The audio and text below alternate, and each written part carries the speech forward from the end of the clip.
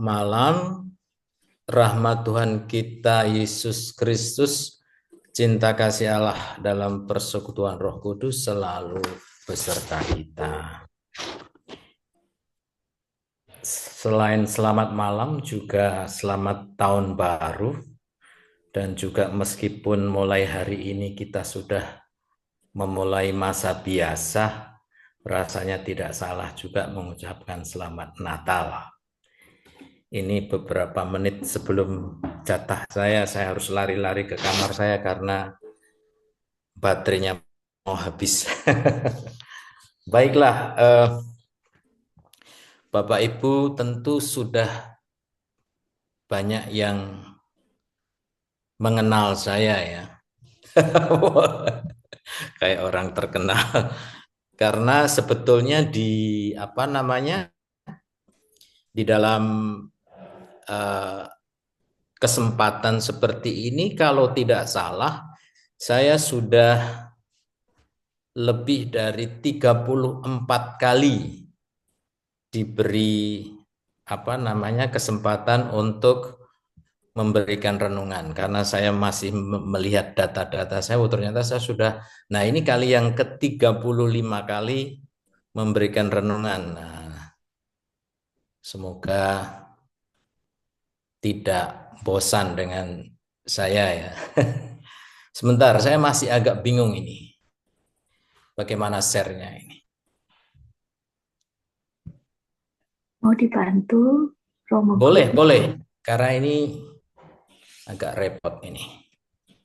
Baik, di-share-kan aja, Bu. Sudah ya? Sudah ya? Iya. Bisa dibuat di mulai dari pertama. Iya. Jadi pada kesempatan yang istimewa ini saya menawarkan tema tentang peziarah harapan yang tentunya Bapak Ibu Saudara-saudari mengetahui bahwa tahun ini Gereja Katolik memaknai tahun jubileum. Maka mari kita lihat, mari kita renungkan, tapi juga kita mencoba mengertinya, karena ini salah satu kegiatan jubileum ini termasuk sesuatu yang boleh dikatakan dalam sejarah cukup krusial. Dalam arti kalau kita ingat sejarah gereja pada abad-abad 16 awal, di mana gereja Protestan itu muncul, itu salah satu pokok persoalannya adalah soal jubileum. Nah, maka kita lihat sekarang. Kita mengakhiri tahun liturgi 24 dan sekarang kita memasuki tahun liturgi 25. Kalau kita bicara tahun liturgi sebetulnya exactly itu ketika kita memulai masa Advent, itu sudah mulai tahun baru. Di tahun 2025 ada sesuatu yang berbeda, yang tentunya semestinya menggembirakan bagi kita, karena di sepanjang tahun ini Gereja Katolik mempersembahkan tahun yang khusus yang kita sebut tahun jubileum, atau kalau mau lebih lebih Injili berdasarkan Alkitab itu tahun rahmat Tuhan atau tahun pembebasan akbar. Nah, ini makna yang sangat konkret yang nantinya harus kita lihat, karena ini yang paling penting nantinya. Kita itu mau memaknainya seperti misalnya kalau di dalam negara Indonesia misalnya setiap tanggal 17 Agustus kalau tidak salah ya, itu biasanya presiden juga mempunyai hak prerogatif untuk memberikan pengurangan hukuman terhadap orang-orang yang dipenjara. Nah, Gereja Katolik juga punya konsep seperti itu. Ada momen tertentu, tahun tertentu di mana kita mau meng-highlight Allah yang penuh belas kasihnya itu, yang mengampuni orang, supaya kita diingatkan. Nah, logikanya kemudian pertanyaannya adalah, kalau ada tahun khusus untuk mengampuni dosa, apakah kemudian di tahun-tahun yang lain kita tidak perlu misalnya kan seperti itu. Nah, itu yang harus pertama-tama kita sadari karena kemudian seolah-olah pengampunan dosa itu diatur sedemikian rupa dengan waktu tertentu. Tentu itu tidak yang kita inginkan. Logikanya sangat gampang. Misalnya kita punya hari ibu, hari kesempatan untuk bersyukur dan mendoakan para ibu. Apakah dengan demikian hanya hari itu kita mencintai dan mendoakan ibu? Kan tidak. Atau misalnya eh, hari hari pahlawan misalnya, apakah kita mendoakan atau berterima kasih dengan pahlawan hanya di hari itu? Tentu kan tidak. Maka jangan disalahpahami bahwa seolah-olah jalan keselamatan Tuhan itu mengalir hanya melalui tahun jubileum ini. Ini nanti ada kaitannya dengan pertanyaan, apakah semua orang harus ke Roma? Apakah kita harus ke Roma untuk mendapatkan pengampunan dosa? Jawaban awal. Saya tentu tidak mengharapkan semua teman-teman datang ke Roma karena merepotkan saya. Tidak, bukan itu yang saya maksud. Tetapi nanti kita lihat mengapa saya punya pendapat bahwa memaknai tahun jubileum tidak harus pergi ke Roma.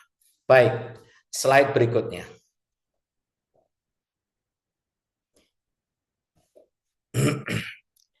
Nah, pada slide kedua ini hanya bagian dari pendahuluan yang menjelaskan lebih detail tentang temanya dan juga apa yang terjadi di Roma. Jadi pada malam Natal 24 Desember 24 kemarin itu di Roma tidak hanya perayaan Natal tapi juga Bapak Paus, kalau saya di Roma ya uskup dan sekaligus Paus, itu membuka pintu suci. Nah, juga membuka tahun jubileum dengan tema yang diangkat oleh gereja adalah Pesiara Harapan. Ada 4 pintu suci yang dibuka, tentu yang secara simbolis dibuka oleh Bapak Paus, yang Basilika Santo Petrus. Tetapi ada 3 basilika penting di kota Roma yang juga dibuka, di mana ada pintu suci, yaitu Santo Yohanes Lateran, lalu Santa Maria Maggiore, dan satu lagi itu Basilika Santo Paulus di luar tembok. Nah, itu pintu-pintu yang kalau para pesiarah mau datang ke Roma, itulah yang menjadi bagian dari ritual yang kalau punya banyak waktu bisa semuanya dimasuki, tetapi kalau seandainya tidak banyak waktu ya paling tidak salah satu dari pintu itu. Nah, yang spesial dari paus yang sekarang ini, selain 4 pintu itu, nah di slide ini kita lihat bahwa Bapak Paus juga berkenan membuka satu pintu simbolis, bukan di basilika, bukan di tempat suci, tetapi di penjara. Jadi di penjara, tepatnya di penjara Roma Rebibbia. Di situ beliau juga membuka satu pintu yang secara khusus memberikan simbol yang sangat kuat bahwa Paus ingin memperkuat tuntutan manusia akan hak-hak asasinya, dan juga tentu ini menjadi gerakan dari Gereja Katolik yang sudah lama, meskipun mungkin di antara kita juga diperdebatkan bahwa di dalam Gereja Katolik itu menentang hukuman mati. Nah, itu kalau mau didiskusikan nanti, tapi yang penting adalah bahwa ini gerakan dari Gereja Katolik untuk memberi tanda kepada dunia bahwa hukuman mati itu sesuatu yang tidak sesuai dengan kerahiman Allah itu sendiri. Berikutnya. Nah, sepanjang tahun jubileum ini umat Allah diundang untuk berziarah melewati pintu suci dan melakukan pengakuan dosa dan mengalami belas kasih Allah di saat yang istimewa dengan ritual memasuki pintu-pintu tersebut. Tentu bukan hanya kemudian mohon maaf harus dihindari mentalitas atau budaya superstisi yang tahayul itu. Seolah-olah hanya melalui pintu itu lalu otomatis kita diampuni dosa, ya enggak. Karena kalau konsepnya seperti itu, maka tidak salah ketika dulu Romo Martin Luther kecewa terhadap gereja Katolik terus mendirikan gereja Protestan. Konsepnya bukan kok terus melalui pintu lalu secara miracle kita diampuni dosa. Jadi ritual ini tetap harus dibarengi oleh gerakan pertobatan yang pada umumnya harus kita lakukan sebagai orang Katolik, yaitu dengan pengakuan dosa, menerima komuni, tapi juga mewujudkan karya cinta kasih Allah di dalam kehidupan kita. Barulah kemudian keselamatan itu ada di tangan kita. Jadi jangan disalahpahami siarah ini atau tradisi ini seolah-olah jalan pintas untuk mendapatkan keselamatan. Kita kalau kemudian ini menjadi salah satu tradisi satu-satunya cara untuk kembali ke jalan Tuhan, berarti gampang loh. Kita melakukan suatu dosa seenak mungkin nanti pas tahun jubileum kita minta pengampunan kan tidak seperti itu. Tetap harus ada gerakan tobat melalui perubahan hidup. Bagaimana kita yang sudah dikasih Tuhan juga mengasihi orang lain. Nah, maka ini pertanyaannya, bagaimana asal mula tradisi ini? Lalu apakah semua orang harus pergi ke Vatikan atau ke Roma? Mari kita lihat berikutnya. Sekedar sejarah, istilah jubileum diberikan itu udah lama. Istilah ini sudah sejak zaman Musa. Di mana Musa waktu itu Tuhan berfirman kepada Musa untuk membebaskan semua penduduk negeri pada tahun yang ke-50. Jadi sebetulnya ketika Musa dipanggil oleh Allah Bapa untuk membebaskan bangsanya itu sebetulnya di angka yang istimewa yaitu 50 sebagai jubileum. Jadi itu kemudian dianggap dinilai sebagai suatu peristiwa pembebasan akbar, semacam pengampunan umum. Allah merangkul umat yang telah tersesat dikembalikan. Menurut seorang profesor gereja, peristiwa jubileum ini adalah waktu bagi bangsa Israel untuk membangun kembali hubungannya dengan Tuhan. Karena dalam perjalanan pulang juga mereka mengalami dinamika hidup di mana mereka juga sempat meninggalkan Tuhan. Nah, ini sangat penting.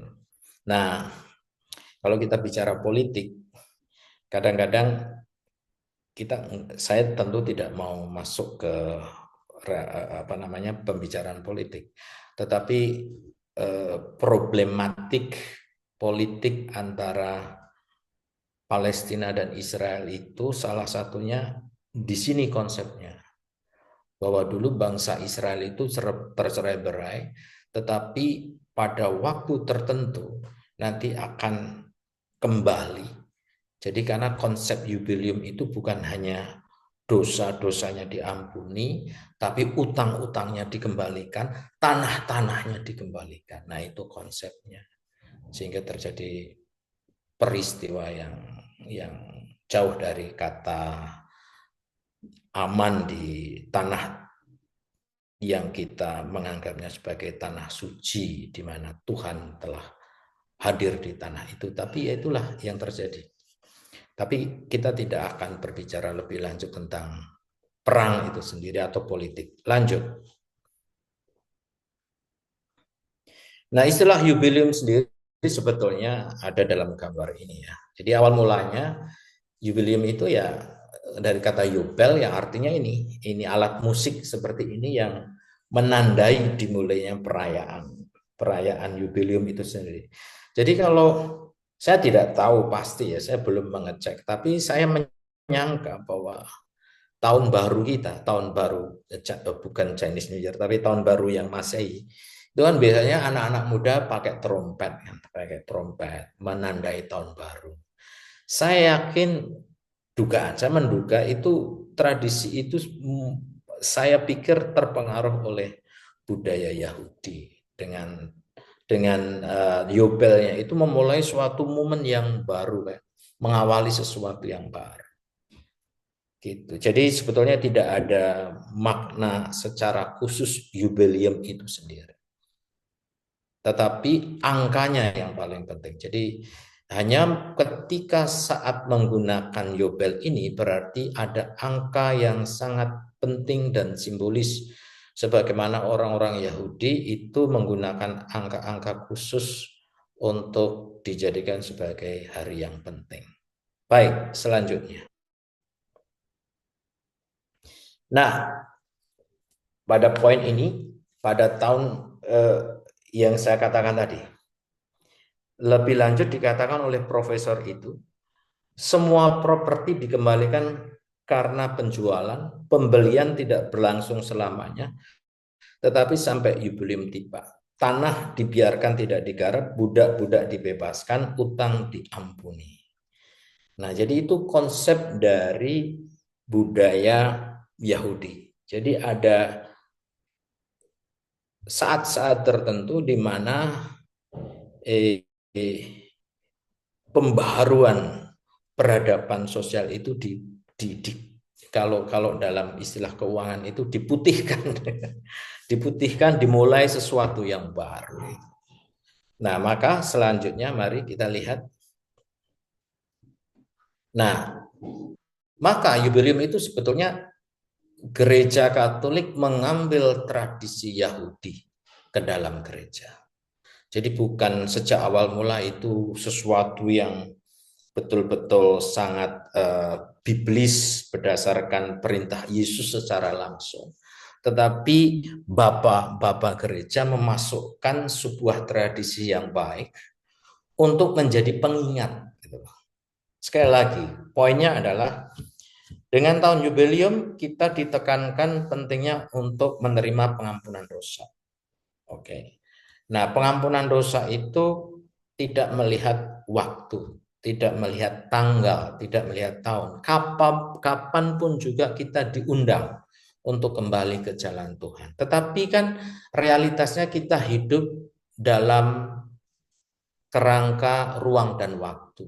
Sehingga kadang-kadang penting, bagi Allah sendiri tidak penting angka itu, tapi bagi kita penting untuk jadi pengingat. Maka supaya kita ingat, maka gereja mempunyai tradisi khusus supaya orang itu teringat ada saatnya kita harus fokus ke situ. Nah, tentu gereja Katolik tidak mengadopsi tradisi itu dengan segala macam pernik-perniknya, tapi nilainya yang diambil. Maka di sini Paus Bonifacius menyerukan apa yang dipandang universal. Jadi hanya meniru apa yang mempunyai nilai universal yang harus kita miliki. Nah, maka yang paling penting kemudian kita melihat apa kehendak Tuhan. Nah, kita melihat dalam Injil Lukas. Nanti kita lihat dasarnya apa, mengapa kita mengambil tradisi itu. Nah, nanti kita lihat. Lanjut. Lalu beberapa dekade sebelum, ternyata sebelum Bonifacius itu sudah ada yang disebut tahun jubileum atau saat jubileum, bukan tahun, karena tidak dalam satu tahun, itu sudah dilakukan oleh gereja, tetapi hanya terbatas di Spanyol, di keuskupan tertentu untuk memaknai tahun hari raya Santo Yakobus. Jadi ide jubileum itu sudah ada. Kalau mau saya kembangkan, sebetulnya tahun jubileum ini itu bisa diklaim oleh siapa saja, termasuk oleh kita. Misalnya ada Bapak Ibu sudah menjelang pernikahan tahun 50 misalnya. Secara itu bisa dikatakan secara pribadi intern antara suami istri. Wah, ini tahun ke-50. Kalau kita kan mengistilahkan pesta emas. Tapi kita bisa memaknai ini sebagai tahun jubileum bagi kami berdua. Jadi sebetulnya ini istilah yang sangat umum untuk mengatakan saat spesial. Saat spesial untuk apa? Untuk sesuatu yang dicari, sesuai yang kelompok itu, pasangan itu, atau institusi itu. Baik, selanjutnya. Nah, salah satu mengapa jubileum ini sangat istimewa, ya karena diadakan tidak setiap tahun kan, cuman di angka-angka yang sangat khusus. Nah, awal mulanya itu diperingati 50 tahun sekali. Maka kalau 50 tahun sekali kan berarti rata-rata orang kan mengalami cuma sekali atau dua kali. Oke. Jadi sangat spesial karena hanya diadakan oleh gereja itu 50 tahun sekali. Maka gereja Vatikan, Basilika yang pintu sucinya itu hanya dibuka ya 50 tahun sekali. Maka pintunya memang ditutup tapi dalamnya itu kayak ditembok gitu. Nah, maka ketika tahun ini dibuka itu ya temboknya dibongkar lagi. Jadi memang spesial. 50 tahun sekali pada awal mulanya.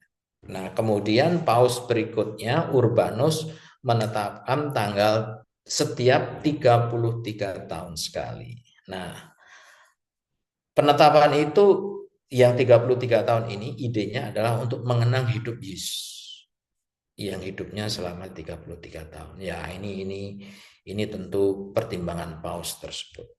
Tapi kemudian oleh Paus Sixtus itu diubah lagi. Jadi dilakukan secara teratur setiap 25 tahun sekali sampai hari ini. Jadi sebetulnya hari ini itu tahun ini kita mengadakan tahun jubileum, berarti yang sebelumnya tahun jubileum itu tahun 2000. Jadi setiap 25 tahun sekali diadakan untuk seluruh umat Katolik dengan intensi setiap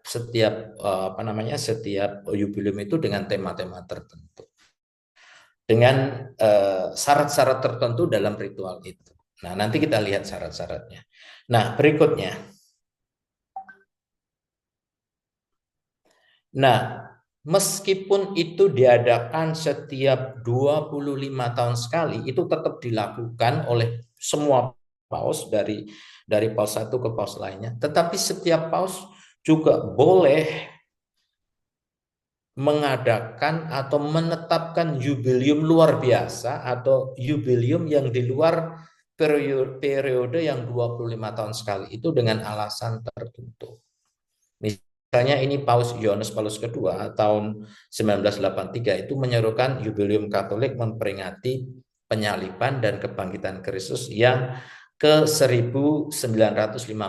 Nah, jadi tidak harus itu tadi 25 tahun sekali, tapi kalau ada angka khusus yang sangat-sangat menarik biasanya. Nah, menarik itu maksudnya bermakna. Nah, kemudian Paus bisa juga mengadakan jubileum. Seperti secara intern kongregasi saya tahun 2025 ini adalah 150 tahun meninggalnya pendiri kami. Jadi secara intern kongregasi kami juga mengadakan jubileum. Tapi intern jubileum untuk memaknai meninggalnya pendiri kami 150 tahun. Nah, seperti itu.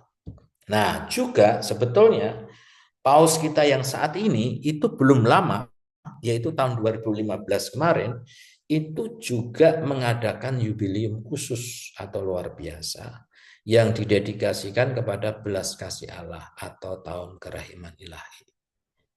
Nah itu alasannya mungkin waktu itu tahun yang istimewa untuk kerahiman ilahi.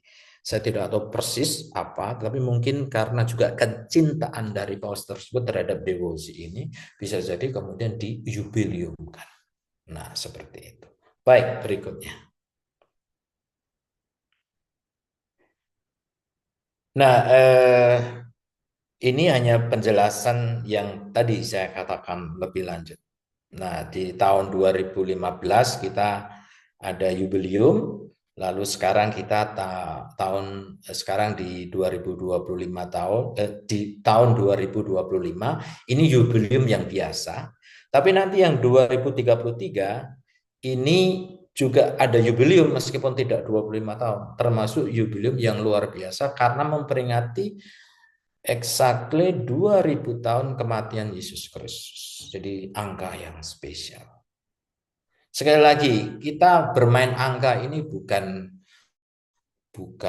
apa ya, bukan tahayul ya, bukan kok bagi Tuhan semua angka itu penting, bermakna dan bernilai.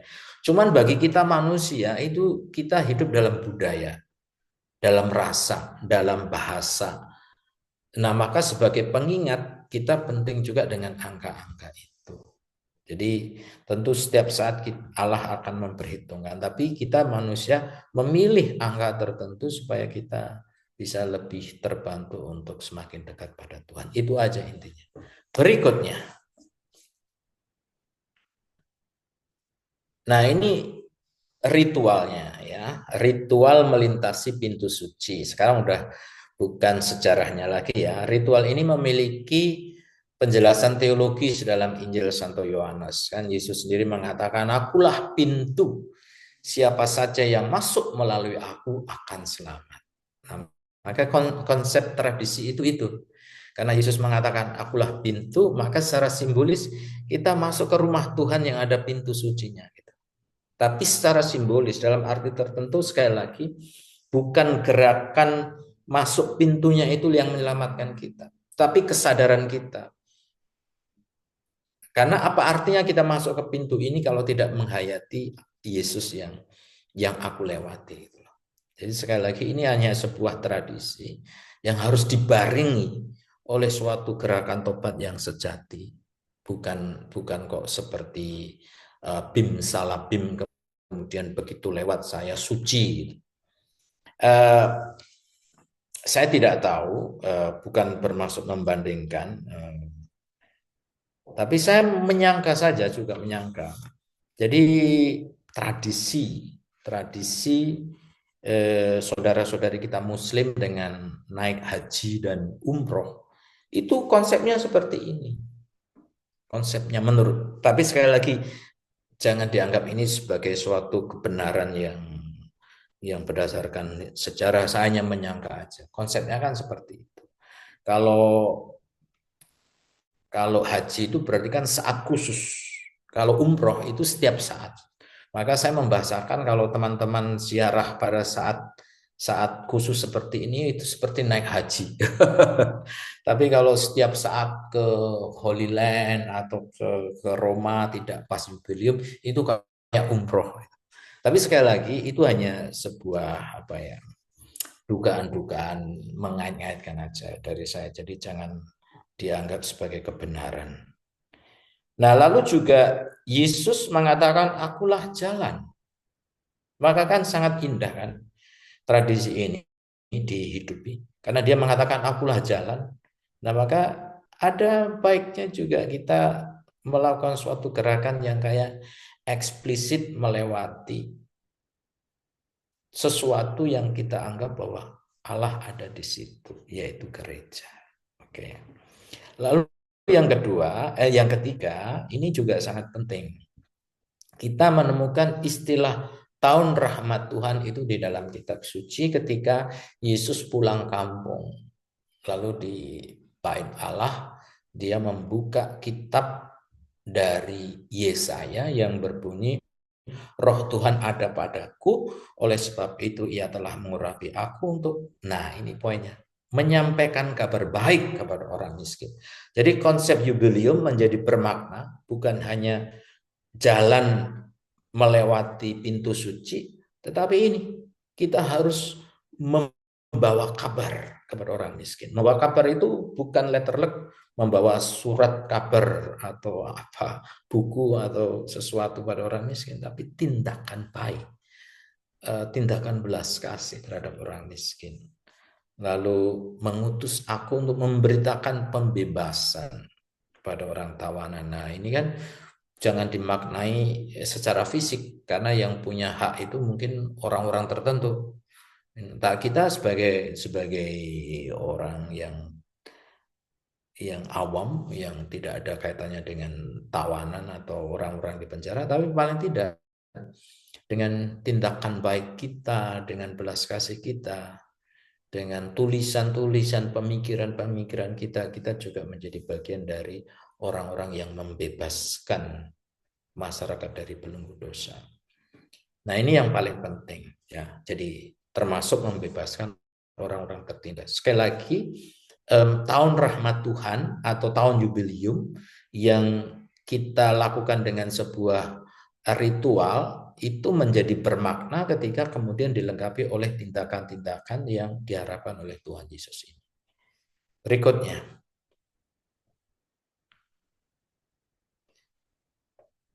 Nah, ritual atau tradisi melintasi pintu suci adalah simbol pesiarahan, mencari pengharapan dan pengampunan Tuhan. Jadi bukan sekedar ya kewajiban atau teman-teman saya rame-rame ke Roma ya saya tak ikut dan lain sebagainya. Tapi Paus Fransiskus menjelaskan bahwa pengampunan Tuhan tidak akan mengubah masa lalu kita. Pengampunan tidak dapat mengubah apa yang terjadi. Yang terjadi ya sudah, termasuk kedosaan kita, cacat celah kita, ketidaksetiaan kita. Akan tetapi pengampunan membuka jalan untuk mengubah masa depan. Jika tradisi ini dijalani dengan cara yang berbeda, bukan hanya sekedar kewajiban, tapi dijalani dengan ketulusan hati, tanpa kebencian, tanpa kemarahan, tanpa balas dendam. Harapannya masa depan yang ada, yang mungkin masih belum jelas, itu diterangi oleh pengampunan itu. Dan bahkan memungkinkan kita untuk membaca masa lalu kita dengan mata yang berbeda. Paling tidak, kalau kita mempunyai pengalaman yang menyedihkan, kita bisa pasrah, bisa lebih tenang, bisa move on. Meskipun tentu di sini diistilahkan tetap diwarnai mungkin oleh air mata. Oke, berikutnya. Nah, mungkin ada yang bertanya, mengapa Roma dan bukannya Yerusalem? Di tempat-tempat yang secara secara fisik pernah dilewati oleh Tuhan Yesus sendiri. Nah, alasannya adalah alasan historis dan makna gerejawi. Makna gerejawi ini yang sedikit kurang didapatkan kalau itu diadakan di Yerusalem. Secara historis, yes. Meskipun pada waktu jubilium pertama, ini yang juga menjadi alasan. Pada waktu jubilium pertama tahun 1300, itu pernah akan diadakan di Yerusalem, tetapi saat itu Yerusalem masih berada di tangan orang-orang Muslim. Saat gereja bernegosiasi dengan sultan setempat, Paus hanya berhasil mengirim sekelompok romo-romo Fransiskan untuk mempertahankan liturgi Latin di makam suci. Bahkan sedihnya hingga hari ini loh. Jadi kalau teman-teman yang sudah pernah ke Tanah Suci, saya waktu ke Tanah Suci itu agak sedih karena kita itu seperti tuan rumah tapi nyewa. Jadi tempat di mana Yesus dimakamkan dan juga Yesus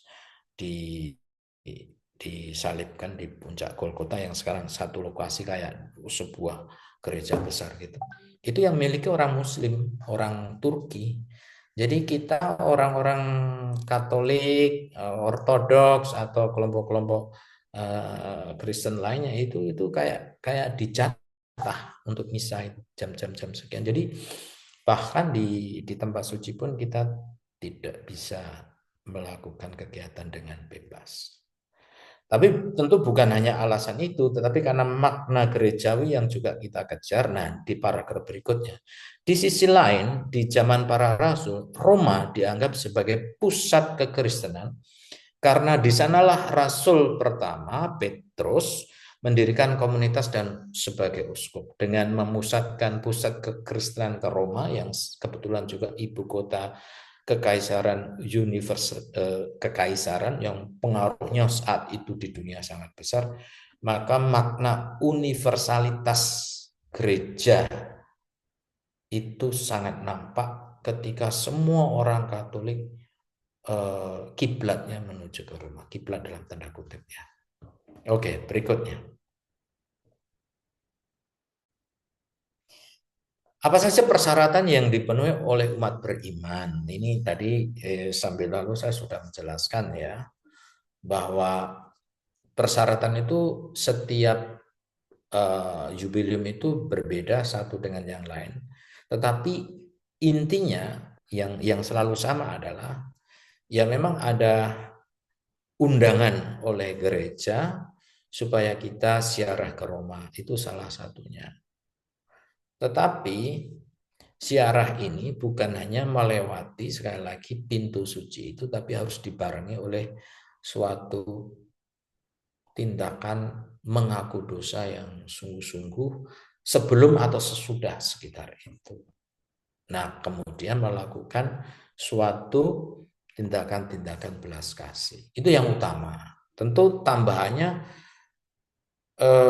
mendoakan misalnya intensi Bapak Paus, atau yang tahun 2015 waktu itu ketika media komunikasi ya mulai berkembang pesat, Paus mengatakan salah satu syaratnya adalah pantang media massa, misalnya media komunikasi. Jadi setiap masa itu ada tekanan-tekanan tertentu. Tapi yang paling utama itu ziarah adalah kesempatan untuk betul-betul menjadi bagian dari upaya untuk bertobat, untuk memperoleh pengampunan Tuhan yang disebut indulgensi. Nah, mungkin itu juga menjadi pertanyaan dari teman-teman, karena saya katakan salah satu mengapa gereja Protestan lahir karena waktu itu Martin Luther itu mempertanyakan indulgensi.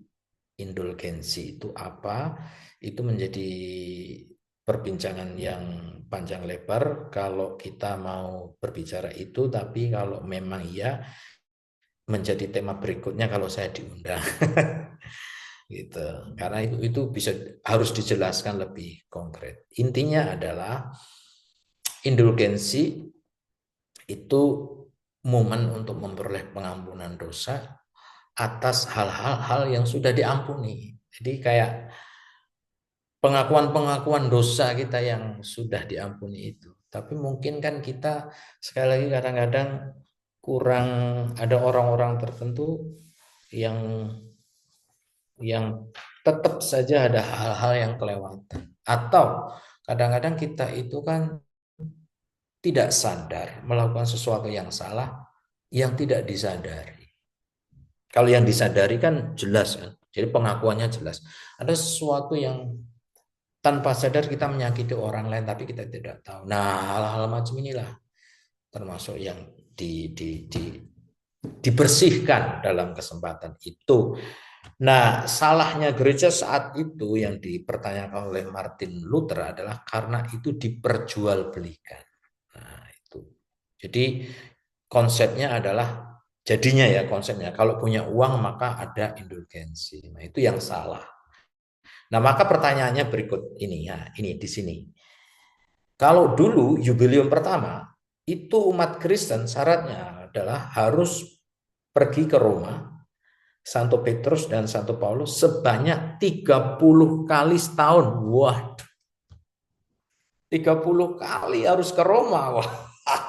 Kalau dulu mungkin umatnya kan belum banyak. Kalau sekarang, wah kan repot. Nah, sekarang Lantas bagaimana dengan mereka yang tidak dapat melakukan perjalanan ke ibu kota Italia karena alasan ekonomi atau kesehatan? Tentu anak kecil juga tahu. Ini pertanyaan yang mudah dijawab, yang harusnya gereja juga mudah menjawab. Tentu pergi ke Roma itu bukan satu-satunya jalan untuk pengampunan dosa. Bapak Fransiskus menjamin mereka pun dapat memperoleh pengampunan dosa dengan tindakan pertobatan yang sejati dimanapun kita berada. Indulgensi atau pengampunan dosa jubileum dapat diperoleh sesuai dengan ketentuan yang tercantum. Berikutnya coba. Oh, oke, bukan ini. Tapi gini, maksud saya adalah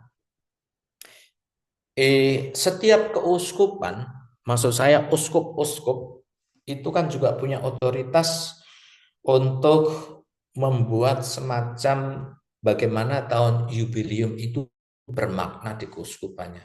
Khususnya untuk mereka-mereka yang memang ya tidak punya waktu dan mungkin secara ekonomi tidak mampu untuk pergi ke pusat gereja dunia, maksudnya ke pusat kekatolikan. Nah, kayak saya belum tahu ya, tapi saya mendengar di Jakarta itu kalau saya tidak salah pergi ke gereja 7 atau 9 gereja di dekanat yang berbeda. Itu yang saya dengar. Jadi mungkin di keuskupan Bapak Ibu Saudara itu juga ada selain doa jubileum tapi juga ada sesuatu untuk memaknai itu. Gitu. Tapi sekali lagi itu pun bukan satu-satunya jalan. Sekali lagi bagi saya yang paling penting jalan keselamatan adalah yang akan saya sampaikan berikut ini. Oke. Ya, ini tanggapan saya secara pribadi ya. Tradisi ini penting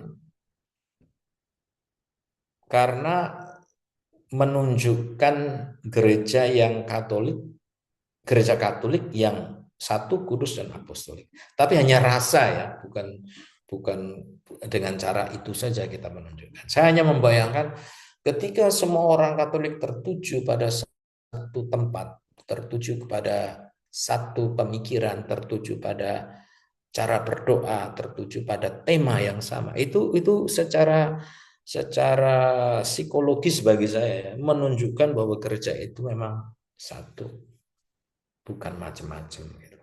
Karena jubileum ini kan seluruh keuskupan itu memaknai. Kita semua berdoa seperti teman-teman tadi juga berdoa jubileum. Itu bukan hanya didoakan grup ini. Seluruh umat Katolik seluruh dunia mendoakan yang sama meskipun bahasanya berbeda-beda.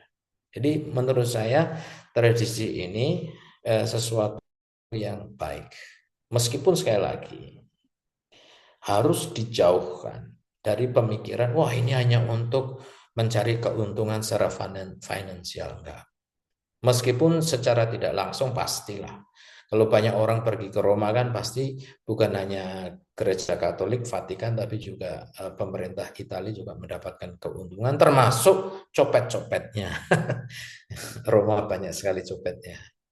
Jadi sekali lagi memang secara finansial itu menguntungkan, tapi sekali lagi intensi gereja harus dijauhkan dari keuangan, tapi lebih pada bagaimana membangun rasa universalitas bahwa gereja itu satu, kudus dan apostolik.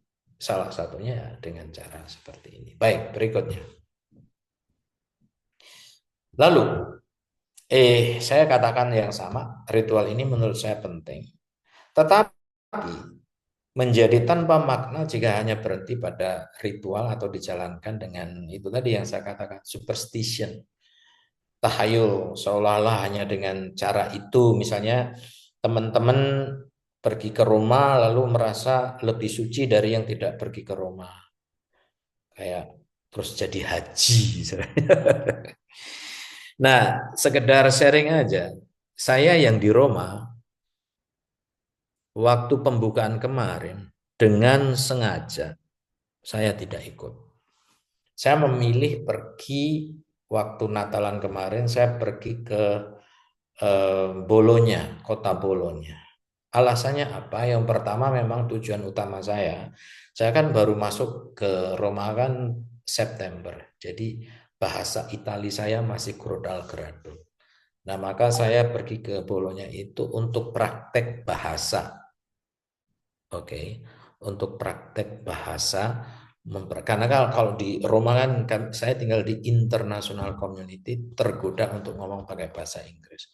Nah, di Bolonya saya dipaksa untuk ngomong Itali terus. Itu tujuan yang utama. Tapi tujuan yang lain adalah saya secara sengaja ingin menunjukkan kepada teman-teman yang sudah banyak mengunjungi Roma, seolah eh, ada sesuatu yang kurang kalau tidak ke Roma.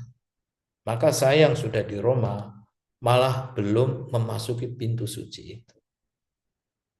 Itu saya malah pergi ke Bolonya. Hanya sekedar ingin menunjukkan bahwa itu bukan satu-satunya jalan. Sementara teman saya serumah yang orang Indonesia mungkin sudah 4-5 kali karena mendampingi peziarah. Jadi sudah suci banget teman saya. Harus ikut apa berdoa memasuki pintu suci berkali-kali. Saya malah belum. Baik, eh, maka sekali lagi gereja harus menghindari diri untuk tidak terlalu ritualistik. Ritual itu penting, tapi jangan seolah-olah itu yang paling penting. Karena kalau ritual penting, akhirnya jatuhnya kita terlalu sibuk dengan liturgi dan doa, tapi lupa untuk berbuat baik kepada orang lain. Sibuk dengan liturgi itu berarti kan sibuk tentang lagu-lagunya, sibuk tentang doa-doanya, devosi-devosinya, tapi malah lupa untuk kesempatan berbuat baik. Itu yang paling penting. Berikutnya, nah ini saya mau katakan jubileum lebih merupakan undangan khusus untuk menghayati pertobatan sejati yang vertikal dan horizontal. Jadi sekali lagi itu yang paling utama. Kenapa vertikal dan horizontal? Karena kalau kita pergi ke apa namanya ke pintu suci atau mengikuti tradisi itu kan seolah-olah ini hanya urusan saya dengan Tuhan nih. Saya sudah melewati pintu suci, saya sudah melewati Tuhan sebagai pintu saya dengan Tuhan. Tapi jangan lupa bahwa kita juga punya relasi yang horizontal, yang dengan manusianya, dengan sesamanya. Tindakan kasihnya itu harus ditekankan sekali lagi. Jadi mirip dengan poin kedua. Jangan lupa untuk tindakan kasih sebagai bentuk eh, penitensi yang paling penting dalam pengampunan dosa. Kan konsep konsep ini itu kan mirip dengan zaman-zaman, bukan hanya zaman dulu, bahkan sekarang kan misalnya ada orang eh, berbuat dosa, saya akan melakukan, kalau aku diampuni saya akan melakukan ini. Nah, maka itu kan itu tradisi yang lama. Nah, dalam gereja pun tentu dulu itu sangat ditekankan ya. Maka para para biarawan dulu kalau setelah pengampunan dosa biasanya melakukan suatu janji khusus untuk memenuhi itu.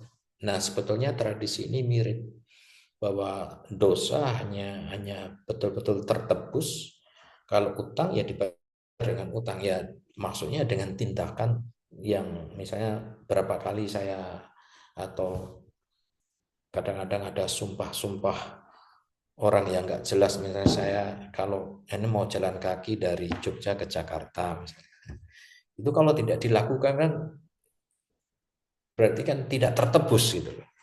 Nah, konsep itu harus ada dalam diri kita meskipun era ini tidak sangat, kalau gereja zaman dulu itu sangat penting gitu. Tapi sekali lagi yang paling penting adalah tindakan nyata untuk apa namanya Allah yang sudah mengasihi, maka kita harus mengasihi yang lain. Berikutnya,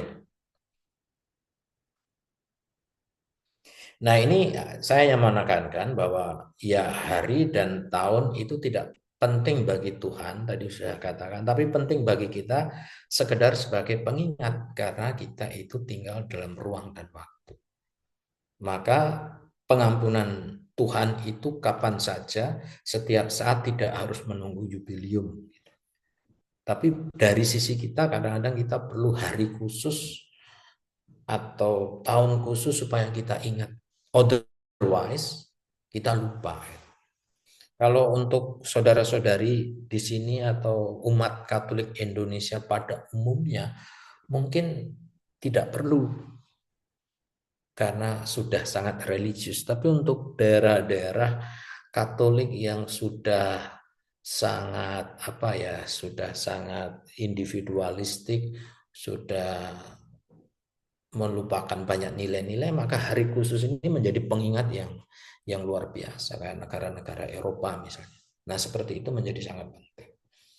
Baik, akhirnya kuncinya yang terakhir mau saya katakan. Setiap gereja yang ada di bumi ini, artinya ya yang di kampung kita, yang di kota kita, bagi saya adalah rumah Tuhan. Rumah di mana kita semestinya merasakan sambutan hangat dan belas kasih Allah. Maka ke gereja dan berdoa adalah gerakan pulang ke asalnya, ke fitrah kita, mohon pengampunan dan menghidupkan pengharapan. Maka kuncinya adalah, sekali lagi, pintu suci itu ada di mana-mana. Tidak hanya yang secara resmi diumumkan oleh gereja Katolik. Tapi pintu suci itu ya di gerejamu. Dan di gerejamu yang sesungguhnya ya dirimu sendiri, di dalam hatimu. Maka sekali lagi, kalau teman-teman punya kesempatan, waktu, dan mampu mau datang ke rumah, ya monggo, selamat datang, terima kasih. Saya senang karena mungkin terus ada yang kasih oleh-oleh saya. Misalnya bawa sambal gitu.